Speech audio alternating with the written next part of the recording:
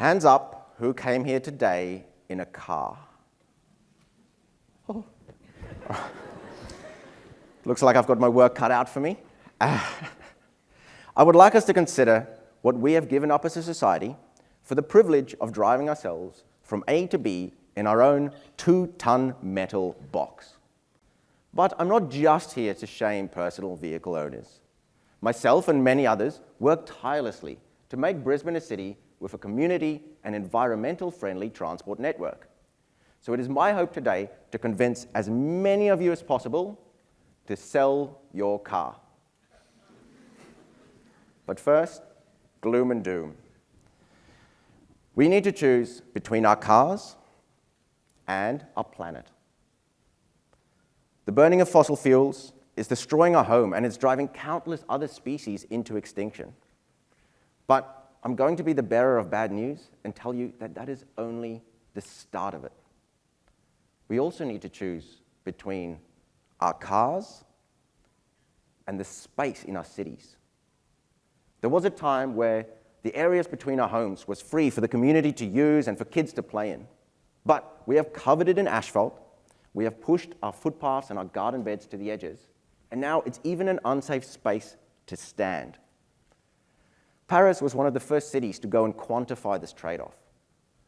They realized a few years back that in inner Paris, about 50% of the area is covered in roads and parking lots, while cars only accounted for 13% of passenger journeys. Another study in Houston, USA, had a similar finding. About 50% of their city is covered in roads and parking lots. Let that sink in for a second. Half the city has been given to cars. Similar studies aren't available here in Australia, but I'm sure it's obvious to anyone looking out a window that road infrastructure takes a vast amount of space in our cities. How is giving this space to cars justified when we had just gone from a housing crisis where young people can't afford property to a rental crisis where they can't afford anywhere to live even as a tenant? This is a rather famous photo taken down in Canberra. It shows what it takes to move 69 people or one busload by either bus, bicycle, or car. It illustrates the opportunity we have to take this space and give it back to the community if we can move away from cars and towards these other modes of transport. Before I move on from space, I want to leave you with one last idea on it. Both a bus and a car take up the width of one lane, same width. And yet somehow, where the bus was able to fit 4 seats and a walkway, the car could somehow only fit 2 seats and a cup holder. If you have trouble making sense of that, it's because it doesn't. Now, one of the big downsides to living in a world covered in road infrastructure is that someone needs to pay for it. So we need to choose between our cars and a lot of public money. I've calculated, based on recent election promises, that each Queenslander pays about $2,000 a year in public funding building roads and bridges. Just imagine the immaculate footpaths and bike paths we can have if we took that money and spent it on those instead. And if that doesn't get you excited like it does me, just imagine whatever you would do with $2,000 in public money per person per year. Imagine how far that could go. While I'm on active transport, I also want to make the point that we need to choose between our cars and our health. The World Health Organization estimates that every year, 3 million people die because of inactivity. This is how I see the problem. In the modern world, while we're at home, we're sitting down. Most of us, when we go to work, we're also sitting down. And then, while we're traveling between those places, we're sitting down in our car, probably stuck in traffic. And then at the end of it all, we try to squeeze in 30 minutes on a treadmill or in the gym. The solution is that we need to turn our commute into a workout. We need to use our bodies to get us from A to B like people have been doing for millions of years. You might protest to that, saying, I don't feel safe on a bicycle. And that's kind of my next point. We need to choose between our cars and the safety of the community around us. Bear with me on this one. Since the Australian Road Fatalities Database started in 1989, 54,000 Australians have died on the road. Most of them were in cars, but that's not my point right now. 2.7% were on bicycles. But of that 2.7% who died on bicycles, only 0.36 were in an incident by themselves. So it's quite clear to me that cycling does not kill cyclists. Cars kill cyclists. Now, at this point, you're probably on board with moving away from your car, but you're thinking, Peter, it's not practical. I would be stuck. And that's my next point. We need to choose between our cars and accessibility. We just keep spending billions and billions of dollars on overpasses, bridges, highways, while we've got countless kilometers of footpath that aren't wheelchair, e-scooter, sometimes even pedestrian friendly.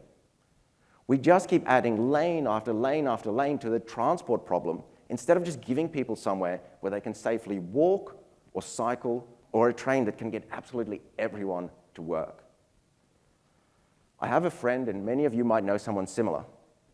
She's young, smart, driven, healthy, except she can't drive because she's at risk of seizures. I don't want to live in a world where people can't get around independently. And the world I dream of does not rely on cars. It relies on multimodal transport. All right, I'm done shaming everyone who has a car. I'm going to move on to some more positive stuff. As I said, Paris was quite early to realize they need to move away from cars. But I'm going to be audacious today and say that Brisbane's actually doing quite well also. And I'm going to start with the part that's most familiar to me, micro-mobility. The Queensland government was quite early to legislate for e-scooters and electric skateboards to be used here. We take it for granted, but it's still illegal to use a private e-scooter on public land in both New South Wales and Victoria. The idea was then picked up by Brisbane City Council to use this to alleviate congestion in the inner city. And the effect of this has been massive. Brisbane has more than twice as many shared micromobility vehicles than any other city in Australia. The shared schemes partnered with council do more passenger journeys than the Brisbane ferries, which in themselves have always been a massive part of the transport network. The University of Queensland has actually been quite involved in this journey. Many of you might have an app called Odin Pass, which combines public transport, micromobility, rideshare and car share into a single app and subscription, which has been quite a unique study illustrating that people travel by stringing multiple modes of transport into one journey. Of course, a lot of the success in shared micromobility has been due to the infrastructure, which has fostered a rich culture here in Brisbane of using private micromobility. Brisbane has a great network of bike paths starting in the inner city, going out into the suburbs, and it's constantly growing. Just recently, we had a whole grid of bike paths and e-scooter paths put in place throughout the CBD, and as we speak, there are 2 bridges being built across the Brisbane River, with a third being planned just up the river from here. Even in public transport, Brisbane punches above its weight for the size of the city. And this also keeps growing. Right now, we've got the Brisbane Metro and the Cross River Rail that's going to kick the whole network up a notch. And everything I just spoke about is before we even get into the ambitious plans of multiple levels of government to prepare us for the 2032 Olympics. All right, so you're all on board with moving away from your car, and you all believe me that Brisbane's a pretty decent place to do it. Let's walk through some of the scenarios where you're thinking, good idea, but not for me. Maybe you live in a household with lots of other people. If that's the case, why not see if you can consolidate into less cars between all of you? Maybe you live in an outer suburb, and all these great forms of transport just don't reach you yet. If that's you, please remember my talk in the years to come, because we are working hard to get these modalities out to you. Maybe you're holding out for an electric vehicle. I do applaud you, but let's be honest, electric vehicles still come at a price tag that's out of budget for most of us. And right now, the major models can have a 24-month wait here in Australia. Not to mention, electric vehicles might solve emissions, but they do nothing to address most of what I've spoken about today. So really, if you're holding out for an electric vehicle, you're just kicking a problem down the road when it's something that we can and have to solve today. My journey here started in 2016 with a spreadsheet where I confirmed to myself that I can travel cheaper if I sold my car and relied on other modes. 2016 was a very different economic setting. These days, I'm way ahead. So I've made this table here to give you guys an idea of what the picture looks like in 2022. As it turns out, you need to choose between your car and a lot of your own money. Servicing, registration, multiple levels of insurance, something called a traffic improvement fee. I don't even know when this came in, but all the car owners in Queensland are paying this. Some of these I didn't even know was affecting me until I didn't have a car. For example, the last one on the list, which is the difference between being able to rent the apartment that doesn't have a parking spot against the apartment that does. Some of these, granted, you can reduce the cost of. For example, you can go for a cheaper second-hand car, but quite often it just shifts the cost to another line item, for example, servicing or fuel. This is how I travel. I walk to get groceries, I run or cycle to work a few times a week.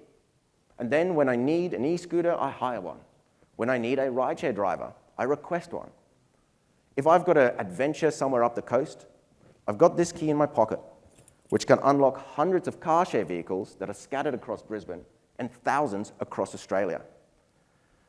Both rideshare and car share is an option you've got to still have the ability to use a car without needing to go buy one and bring a whole new one into existence just to put it in your garage statistically 95% of the time.